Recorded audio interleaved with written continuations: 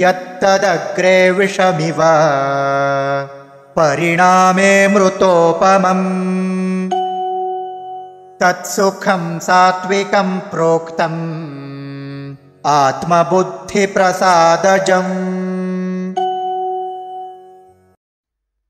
यत् तत् अग्रे विषम् इव परिणामे अमृत उपमम् तत् सुखं सात्विकं प्रोक्तम् आत्मबुद्धि प्रसादजम्।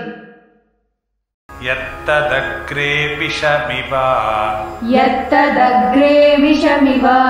परिणामे मृतोपमम् तत्सुखं सात्विकं प्रोक्तम् आत्मबुद्धिप्रसादजम्।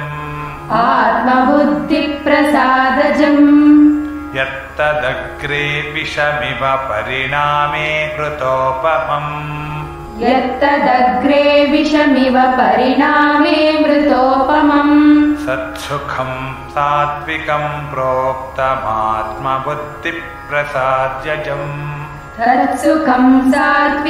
प्रोक्तमात्मबुद्धिप्रसादजम्। यत्तदग्रे विषमिव परिणामे मृतोपमम् तत्सुखं सात्विकं प्रोक्तमात्मबुद्धिप्रसादजम्।